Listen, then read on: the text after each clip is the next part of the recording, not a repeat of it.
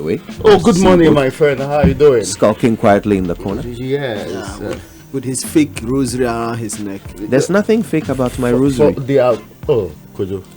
I may be a fake Catholic, but the rosary is not fake. Yeah, I've resolved the matter. Moving on anymore. Okay, the weekend. I'm behaving like Raymond today, right? Yeah. The weekend today, Nathaniel Nilomote is assemblyman from Manhia electoral area. GN Savings case, court dismisses Bank of Ghana's application, sets 21st January for judgment.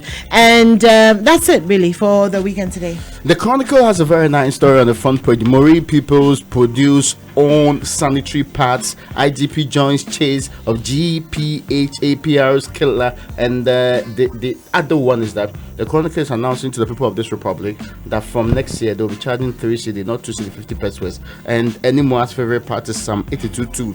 How long will you judge unjustly and show partiality to the wicked? That's the question which is being taken from Psalm 82 to there. Malik, what's the answer? How long? How long will you be judge unjustly? NGOs are telling government to budget 300 million Ghana cedis for child protection and ensure food disbursement.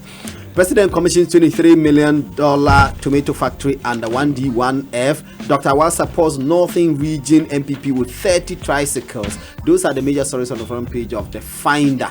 Okay, the Daily Guide is reporting Osafoma for surcharge suit takes shape. Coup plotters file for bail again. NHIS exceeds 12 million active members. NAM1 lawyer tango overpayment, and that story about the $23 million tomato factory also on the front page of the Daily Guide. The grocery business really doesn't have good news. Economic growth slows further in third quarter, well behind revised target for 2019, and that's on the front page of the paper, where Ghana ready to implement shipping sulfur cuts. So we are going to reduce sulfur, what they call imports into the country, but $4 billion.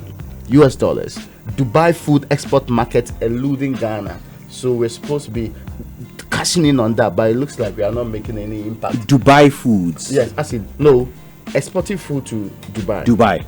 Okay. There's a market, $4 billion one. That first we were trying to take advantage of. Looks like we've abandoned that trajectory completely. So we are unable to produce the foods required to take it there, so that we will improve not only the currency, but the Ghanaian exporter and farmer will get some good. But that's shocking. Who is failing here? I mean, if the market is there, why are we not seeing farmers, step up or, fill the demand? Promotion. They say we are not taking advantage of the people. The people have not really got into terms with our food in a way that we thought it would be. To the financing for it, we are unable to raise local money to be able to do it. And the third one, okay, I thought you wanted me to say something. I know you have a lot to say. Let me tell you something we are not failing in, which is year of return 2019. Ghana tourism takes off. Ready and steady. MPP takes over Accra with National Delegates Conference. The other story is the commissioning of the $21 million 1D1F tomato factory. Those are the stories on the front page of the Daily Statesman. The Ghanaian Times, also that story about the tomato factory. Prosecution hands over suspects' money to council. Kruma Mausoleum and 3 other tourist sites are to be upgraded. Also, the Kolebu Teaching Hospital is to get a 1,500 capacity modern mortuary.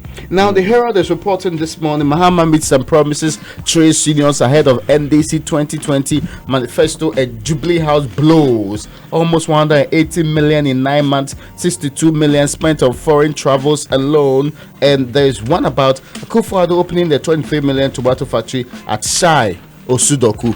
That story is in virtually all of the papers in this republic, including the Herald, for the avoidance of doubt. It is actually the story which is dominating the front page of the New Crusading Guide. Therefore, I am skipping that story and going to the year of return and the impact on the economy.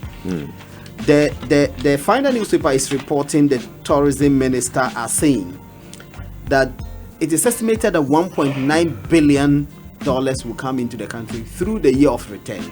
Okay. And she had a meet the press yesterday, at which she was talking about the tourism increasing from 1.8 billion in 2017 to 2.5 billion in 2018. And it is further projected that the number of tourist arrivals will increase from 1.1 million by the close of 2019. And this is essentially due to the impact of the Year of Return program, which is, I think, largely, we agree that it's been a successful program. Even if the marketing has not been as much successful, because you see all of these very important people, especially from the United States, that come. Sometimes you don't even know about them. You just hear that they have arrived, and you see them in a few media houses, and that's it, they are gone. So largely the year has been one of success. And the tourism minister is touting the success and how much it's contributing to the economy generally.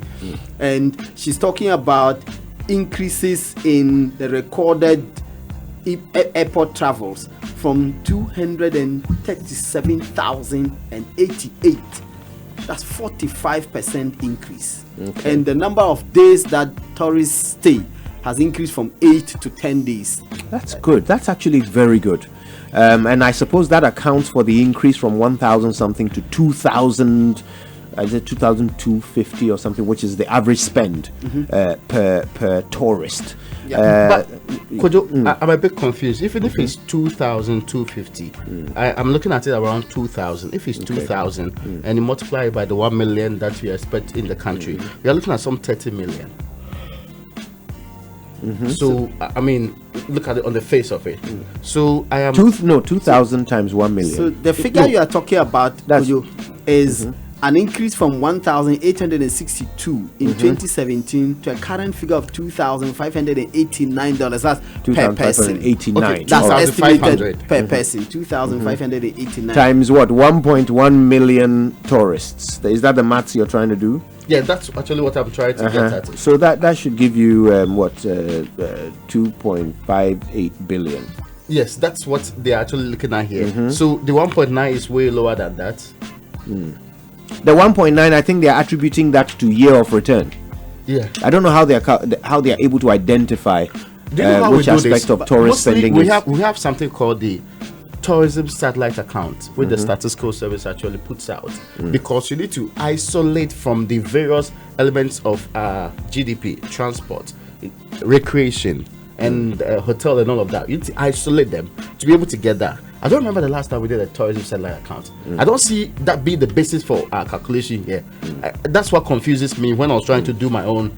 Because that would have been easier, so we don't have to look at and reround the figures in this case. Anyway, also, just a moment before we call it, before we just draw a line under it and say it's a success, I'm hoping that somebody is making notes of the lessons to learn, so that next time we have an event that brings large numbers into our country, we can use this captive audience to make a bit more money for I'm sure that is being catered for, because Barbara Otinjesi, who is the tourism minister, actually announced that there are plans to look at the successes for this year and then project it into the next 10 years under what they call, so this is beyond the Year of Return, a brighter, which is a birthright.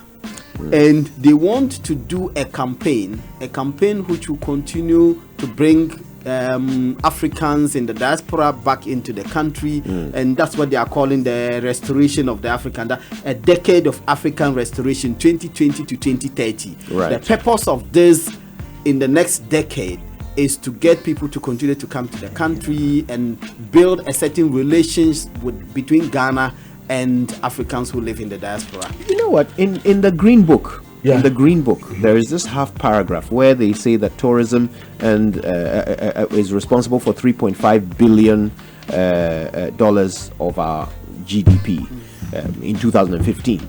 So are the numbers going down? Is that what this suggests? No, I think that they are not. They are supposed to be going up, rather. If you check from 2014, going up there. If you look at the numbers that we're increasingly having, they're supposed to be going up. That's what I'm saying, that when we do estimations which are not based on what has been the established system you use, you have some of these difficulties, because you are likely to estimate that virtually everybody comes in, and travels to another part of the country. And let's not forget, it includes our traveling too. So, for example, if I move to Mankasim and pass by your hometown with the intent that I would buy something from there, my traveling and using transportation might be considered as part of it. But it should be, because it is tourism. It's isolated because the purpose for which you travel matters. Which is the case because this 1.9 billion, they're attributing it only to the year of return, not tourism generally. But how have they worked that out? If you do the comparison that you are talking about, I'm sure that the tourism ministry would have some facts and figures that will enable them to make the estimates that they are making. So for example, it should be clear to me whether or not they're able to ask you at the airport, why are you coming into the country? Maybe for a year of return. Will they ask you at the various hotels, why are you coming in there too? So they can isolate that and use that for the estimation. Interesting. Because you can't assume that everyone who comes for a year of return will stay in a hotel. Some will live with families. I agree. Some will not spend money on food. I get your point. So yes. All right. Okay. So what else is on the table? What else are we interested in? All right, so some other tourist sites are going to be upgraded. I'm staying with this story.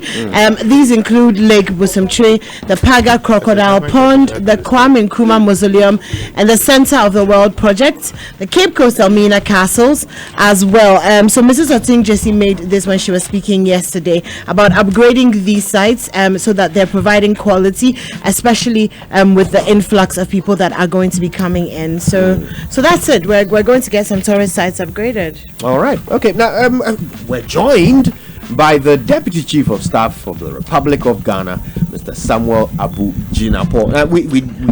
I've seen cost centers before him. Maybe it will include the tourism satellite. He's gate crashing the news review. He might be in the position to provide some crashing the news review. I am protesting. Extra detail. This is the sort of gate crashing we like. So the online review, by the way, comes to you every morning by the kindness of Zenith Bank in your best interest and Goyle Good Energy. Now the Goyle Ifie promotion is back with more mega rewards and instant airtime for everybody. Goyle says thank you for your continued support. Just drive to any Goyle station, buy 100 cedis worth of fuel or more, get a card, scratch it, and dial *161 *4645 hash and follow the prompts, or just go to the App Store, download the Goyle promo app, sign up with your phone number, and receive a one-time activation code. Airtime, 300, 500, and 1,000 Ghana cedis worth of fuel for your loyalty. Goyle Ifie promotion terms and conditions apply. Goyle, your Hall of Fame petroleum company. Goyle Good Energy. Yanara Yedi. Well, on your marks, get set and spend. Yes, spend and be rewarded. You can earn fantastic rewards on your holiday purchases when you shop online or abroad with your Zenith MasterCard. You heard me right. Spend a minimum of 3,000 Ghana cedis on your international shopping online and in-store using your Zenith MasterCard and be rewarded. Don't miss out. Visit any Zenith Bank branch and sign up today for your Zenith MasterCard. It's free. Zenith Bank, in your best interest. All right. Now, I just did that to get it out of the way. Let's do the headline from myjoyonline.com. Let's get to work. Economist recommends less talk to tackle cedi depreciation. Yeah, I thought I'd get that out of the way so we could focus on the stories that we're discussing, especially since Mr. Jinapo joins us. Hello, good morning, sir. Good morning, and good morning to your listeners. It was good to see you. Thank you so much for stopping by. No doubt we have a lot to talk about. Your office was mentioned in the dispatches, as they say yesterday, regarding some spending. But before we get to that, let's wrap up on those stories in the newspaper. Yes, so yesterday the president went to Doyumu in the Shaiwu Sudoku area in the Greater Accra region, and is that Greater Accra or Eastern region, and commissioned a $23 million tomato factory under the One Factory program.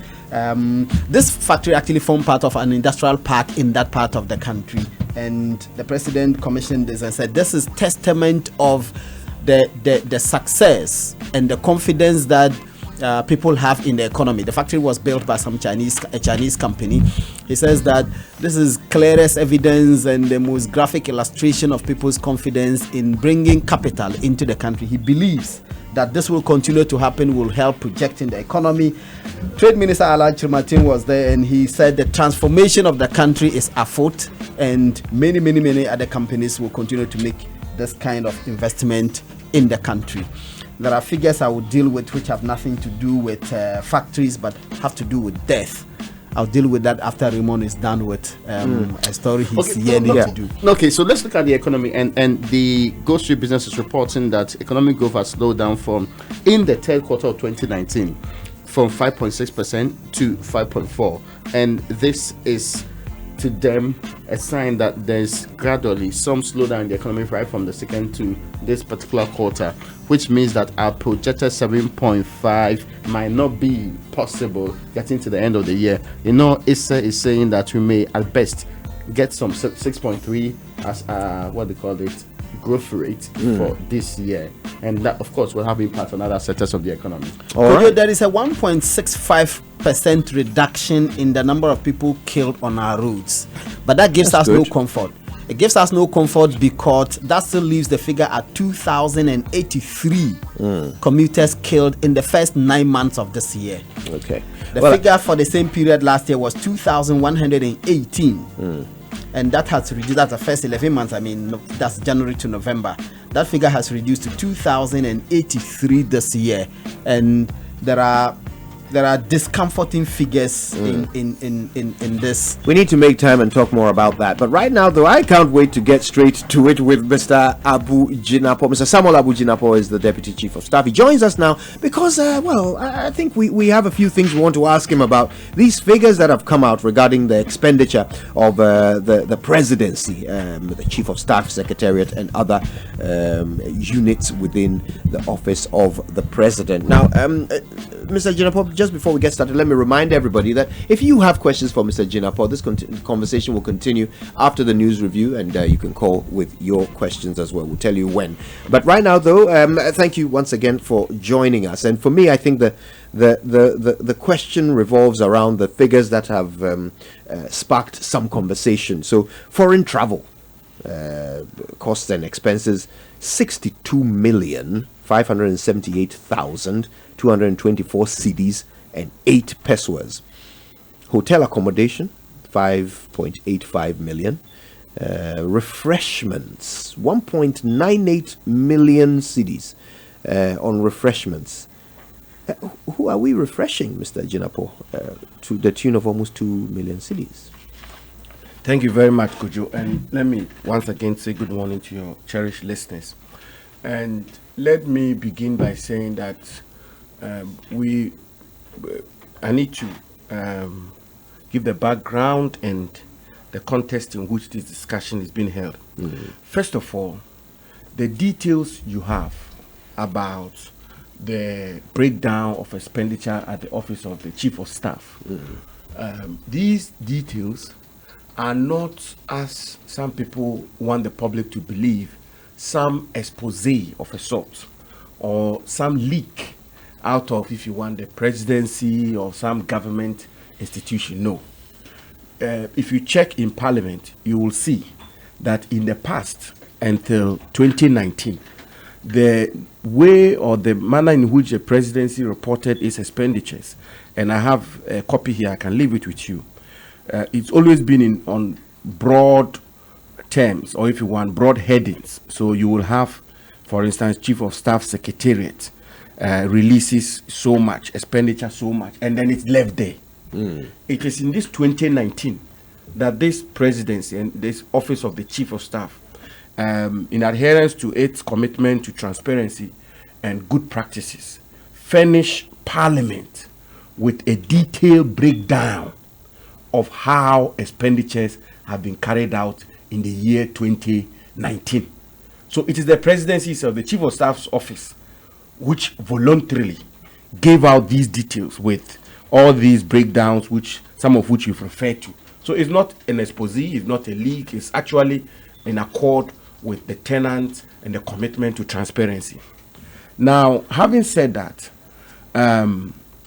this was done to demonstrate to the Finance Committee of Parliament and to the Parliament that the approvals given to the Office of the Chief of Staff and the ceilings given by Parliament to the Office of the Chief of Staff, the office has been so frugal, prudent, and disciplined that we have kept within budget.